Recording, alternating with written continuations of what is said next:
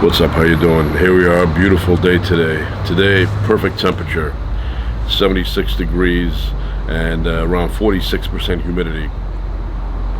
Just nice feeling of well-being today. That's all I want to say, and a couple other things. So, nice breeze. Even now, you feel a nice breeze. Very, very soft. I'd say like 0.764 miles per hour. Refreshing. I love these unseen breezes. They make you feel nice. So the other day I was out and it was hot. It was like over 100 degrees and my windshield was a little bit, a little bit dirty, a little bit. And I had run out of windshield washer fluid, so I had to go to Lowe's, but this was way out. I didn't have to go to this Lowe's, but I went because I wanted to get a ride out. So I went in there, I got a few items, and I got a window cleaner. So I said, in the parking lot, I'm thinking in my head, I'm going to spray the window. And then I'm going to use the wipers to clear it out. So I sprayed the window, and I waited a few seconds, and then I had the wipers go.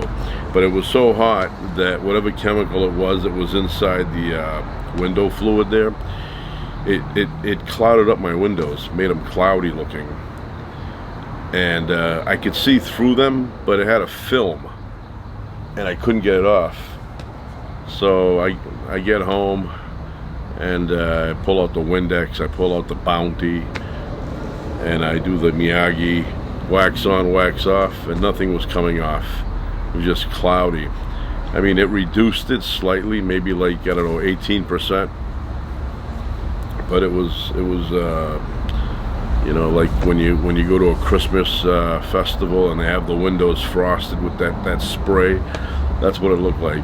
So what I did is I got some WD-40, or was it WD-40, and I sprayed the entire windshield and I let it sit for a few, and then I got a rag, not a rag, but kind of like a towel, but the kind you use to put wax on, and I used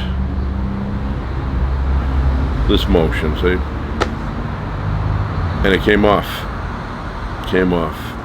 So that's another thing they should add for WD-40. Takes off film from windshields. So yeah, but it was crystallized. I said, yeah, that's not gonna work well. So finally, the temperature's nice now. It's in the 70s. You can't get better. Can't get better. Too high, you complain. Too low, you freeze. Still complain. And I see a nice breeze. Reminds me of the 70s.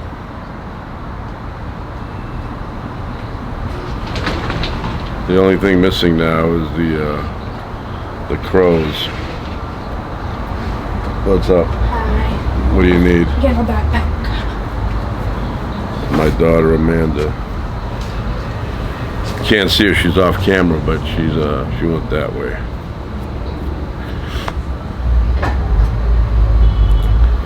What else? I cut some bamboo down. I got a 12-footer, I got a 10-footer. Now when they're green, they're easy to break, but when they dry out, man, that is like solid steel. Waiting for some food to come today. We ordered. We're waiting for delivery, and my daughter Amanda. So we ordered from the Cheesecake Factory. Years ago I would drive by it and I would read the name, and I thought they sold exotic cheeses in there, cheese eye. Thought you would go in there and you would say, give me that one there from Bulgaria, give me that one from Spain. I know it had cheesecake, which I'm a big fan of. I'm a big fan of cheesecake. Cannolis. I'm going to tell you a really nice place if you're ever in that area. Go to the North End in Boston. and go to a place called Mike's Pastries. Or I know people out there, oh, what about, yeah, I'm going to mention it, don't worry, before you have a heart attack. Right across the street, diagonally across, Modern, or Moderns, whatever, Modern Pastry. Good stuff, good stuff. Used to go for a long walk years ago, you know, when I was in that area, and I'd stop in and I'd grab something from either one. To me, they're both good. Some people will say, oh, the Moderns is a little bit better, but depends. I don't know. I'm not an expert in desserts, but to me, they're really good, both of them. So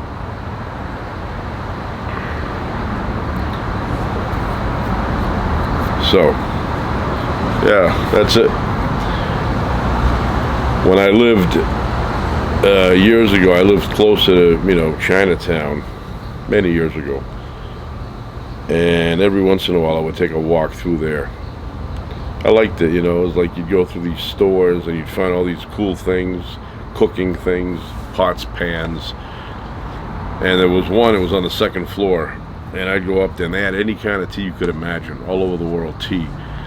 And I would get a couple ounces of that, a couple ounces of that, and then I'd go home and I'd, you know, wintertime have tea. I haven't been down there in years now. I mean, I've driven through recently, but I have not been in the stores in years. And then downstairs, the first floor, was tons of dried mushrooms, tons of them. So I would go in there and look around, and then I'd go up top, and they have a fascinated with the Chinese medicine section, which, does it really do anything? I don't think so. I don't think so. A lot of that stuff is like placebo effect. Some of it may do something, but it's, you know, I would say from a scale of 1 to 10, probably a 2. But yeah, I should have got it just to show it. I may go and get it if I could find it. I mean, I've talked about it before. I'll be right back. I'm gonna look. I am back, but I couldn't find what I was looking for. Found a deck of cards though. Aviator.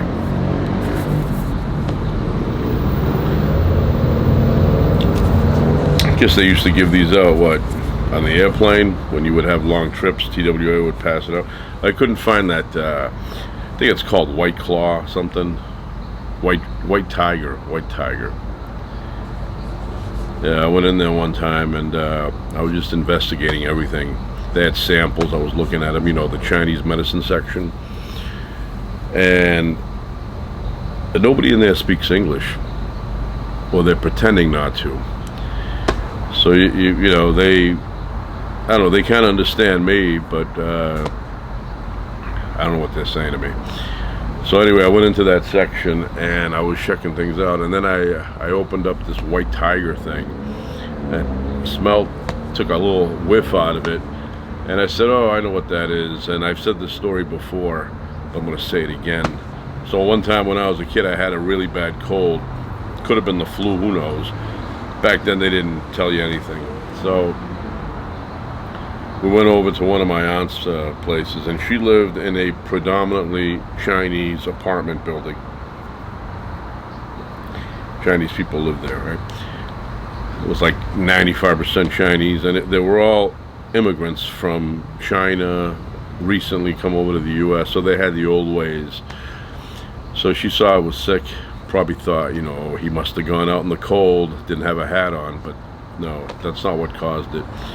So she says to my mother and her are first cousins, right? So I don't know what kind of aunt that is, but some kind of connection there. And she said, when you guys leave, we're gonna go down to the second floor, whatever, and there's a Chinese lady down there, she said, and she has this potion, and you're gonna put it in the Vicks and then put it on his back, and tomorrow he'll be like brand new again. So I was excited. I said, oh cool, I'm gonna feel a lot better, and you know, whatever. So we go down there and they my aunt knocks on the door, and we're there for a few, and I go, maybe they're not home, and then finally the door opens up like magic. Little short thin Chinese lady was there, and my aunt somehow explained to her what she wanted. I don't know how she did that. So when I looked in, and back then you got to keep in mind I was in heavy with the Kung Fu series with David Carradine, Master Po, Master Khan. I was a big fan of that. So I was really into her, you know. I was like, wow, it's one of those houses. Everything was quiet inside, had a couple of candles burning. You could smell, you know, that candle smell.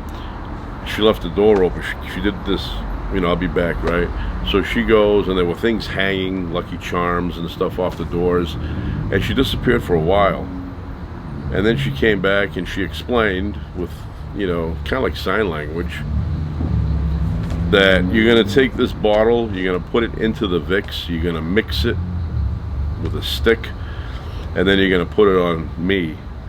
And so he said, oh, okay. So I was like, I'm expecting, you know, miracles with this medicine. So we leave, we go home that night, my mother mixes it up, and I'll tell you this right now, my mother giving a back rub is okay.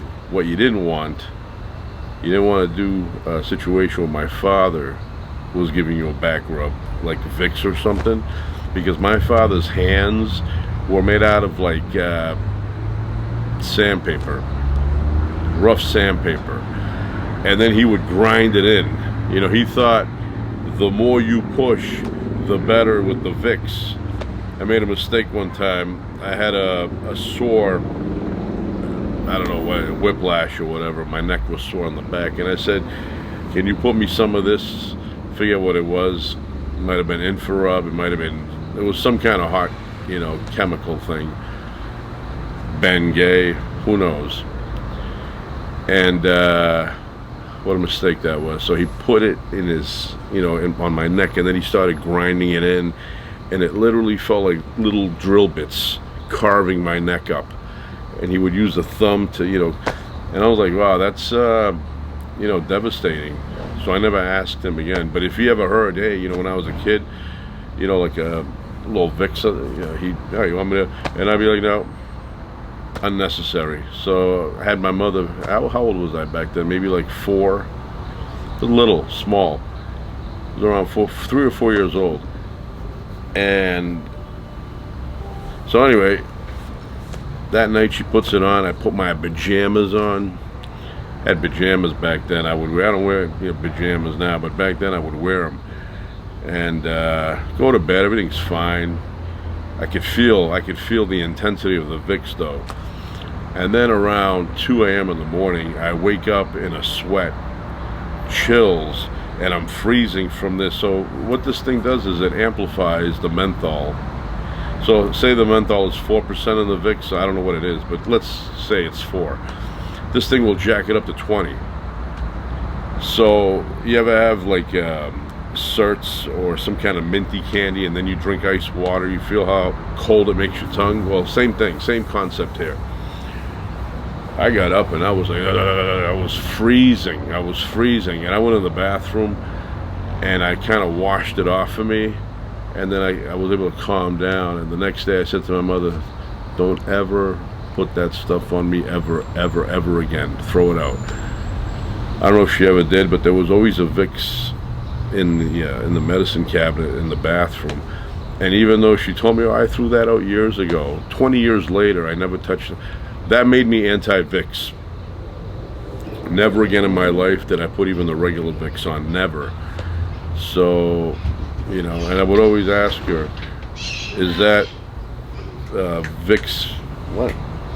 The food's gonna be here in a minute. Can you open the door? Oh, well, the keys are there. Open it. I can't. Okay, well, I'll be back. Food's coming, so I have to. That was fast. You just order.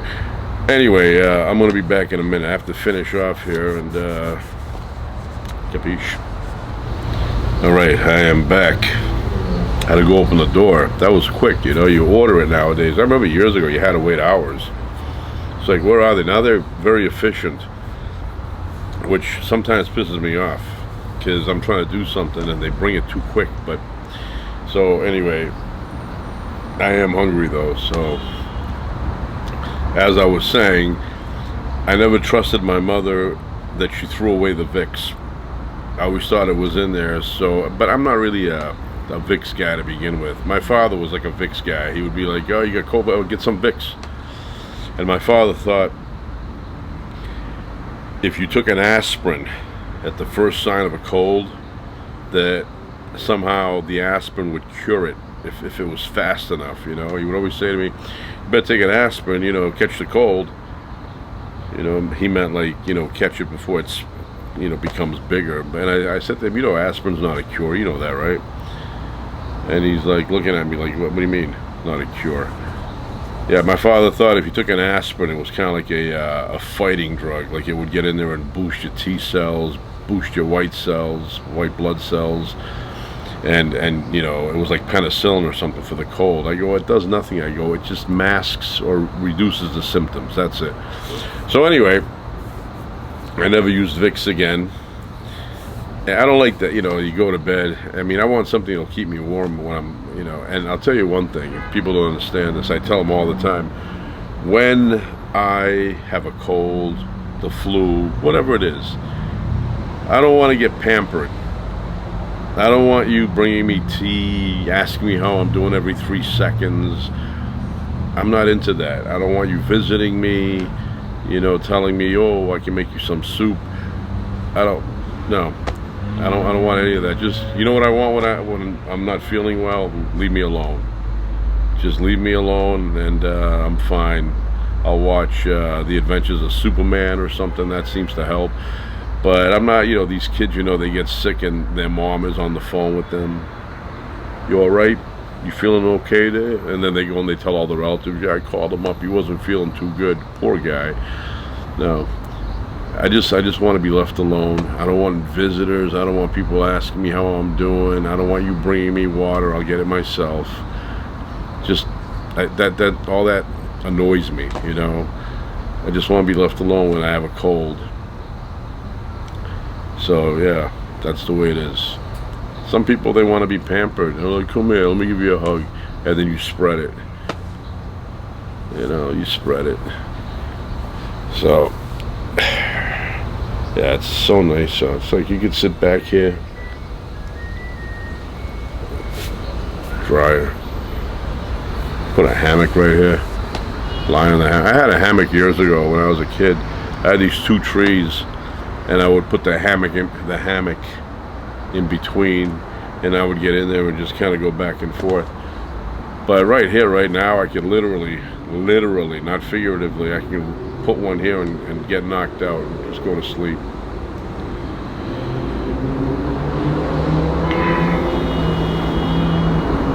I hear drivers.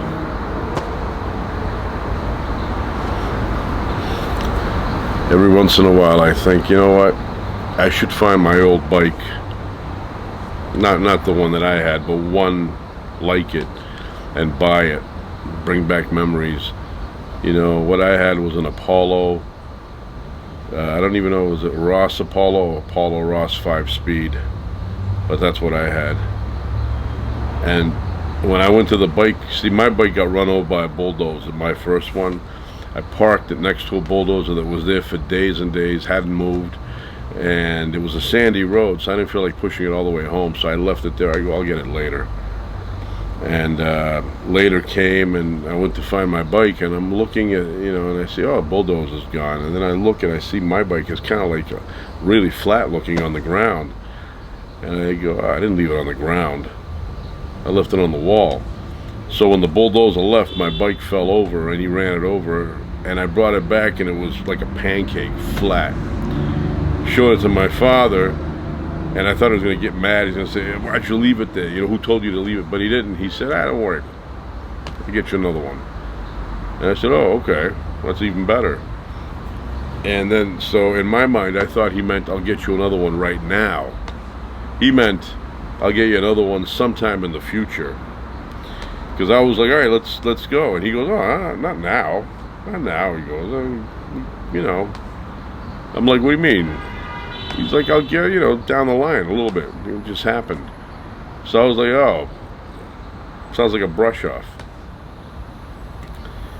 So anyway, it was like fall time or something, and I said, this was like weeks later. I said, hey, let's go get a bike.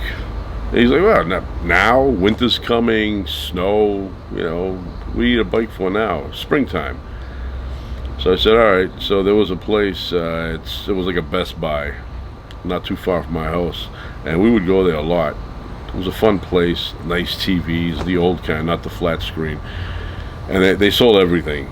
They had bikes in there, weight sets, electronics, not computers, getting carried away, typewriters. And I would go to the bike section, and I spotted what I wanted, the Apollo Ross 5-speed. And I said, this is what I was, 178, 179. So every time we'd go, I would go visit my, it was like my buddy there. I'd go visit, and I would look at it. Probably, you know, people working there, they'd say, oh, there's that kid again. He's with his bike. So then the day came, it was springtime, and my father goes, let's go. Hopped in the station wagon. It was a nice day. We drove up there. I looked at it. I said, this is it. My father goes, you sure? I said, yeah, I'm sure. So we went to the side there with a ticket, and we ordered the bike, and I was all excited. I'm gonna go home. My father's gonna put it together. I'm gonna ride it around the neighborhood tonight. And then the guy says, want to leave it here overnight and we can fix it up for you, another $20. And I was like, no. And my father looks at me, he's like, let them do it. They know what they're doing. Let them do it. They're gonna do it right. My father's probably thinking, oh man, I can just imagine all the bolts and stuff I have to put together here. So I said, all right, reluctantly. And that night, I went home and I couldn't sleep. I was just like wide awake. I was looking at the ceiling, time would not go. It was like I had insomnia. Finally, I fell asleep, and the next day came. And I went in the kitchen, and my father says to me, let's go get the bike. We get in the car, we went up there, and the guy brings it out for me. And the store, he brought it out, and I'm looking at it, and that bike spoke to me. So my father put it on top of the station wagon, tied it up with the trucker's knot that he was good at. We came home, takes it off, puts it down, I hop on, and I disappear into the neighborhood. And from that one day, I started jumping it. I would hit the rocks and stuff and bunny hop them.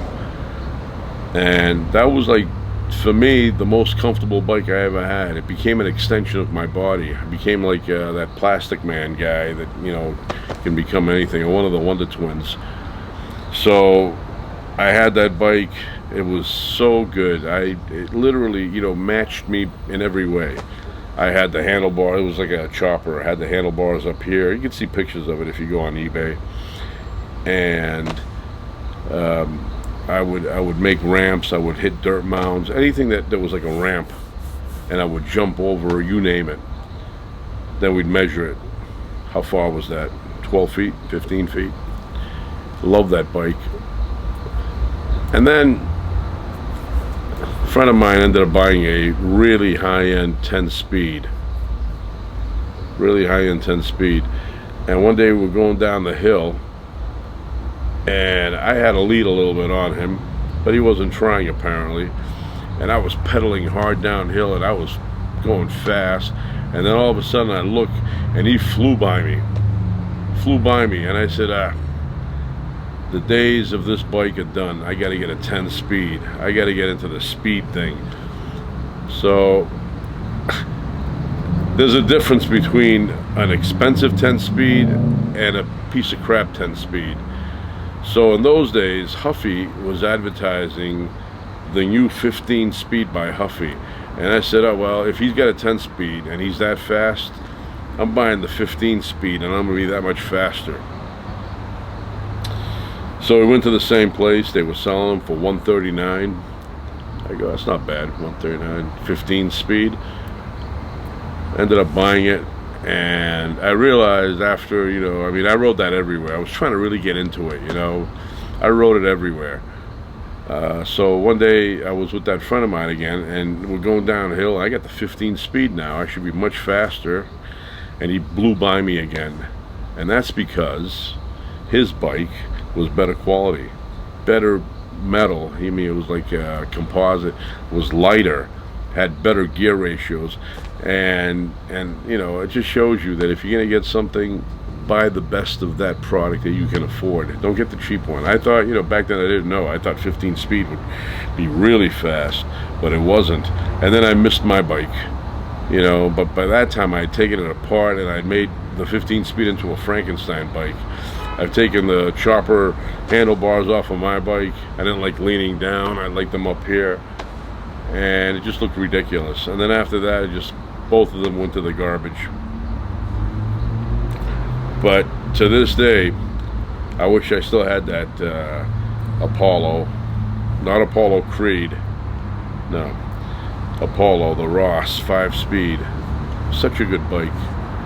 And I used to jump crazy with that. I mean, I had a friend, he had a BMX, and I could jump further than him on the chopper.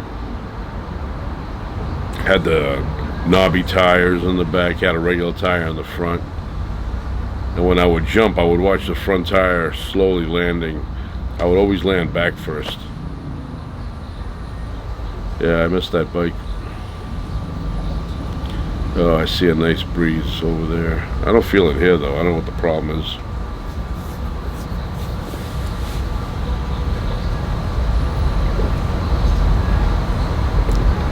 So just a short story with that 15 speed, I would go to a place where the Celtics would practice, and at first I didn't know how to get in there, so I asked. Casey Jones was coming out of his car one day, and he was not the head coach at the time, he was the assistant coach.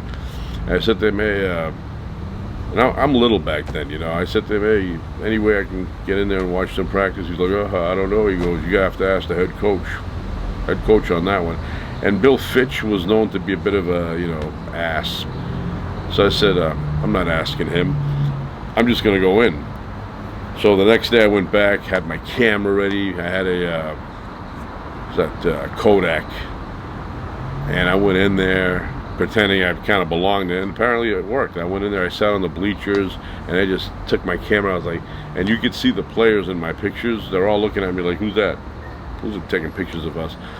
And they were all kind of a little bit blurry. So I watched them practice one day for about an hour, and then I left.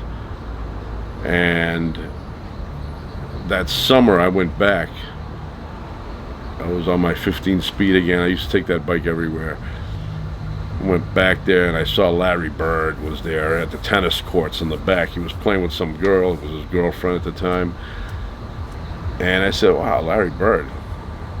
Hi, I'm Larry Bird. So I was thinking, yeah, I'd go talk to him, but he's playing. I don't want to interrupt the game. So I leave. And then I was thinking about it as I was leaving. You know what? When's this going to happen again? Never. So I was like about a mile out.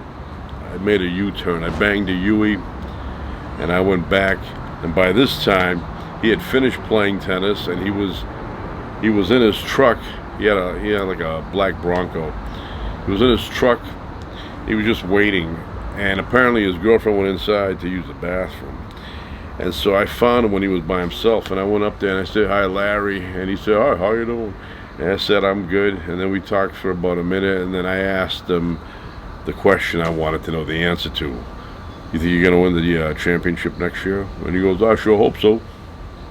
And I said, that's good enough for me. And then I left. Never saw him again. Well, I saw him from a distance one more time, but I never approached him again. A lot of noise. So that's the story. That's the story. And that happened many years ago. Seems like yesterday, but even he retired many years ago. Anyway, that's it. I'm going to go inside. I may be back. You never know. That's it for now. Ciao.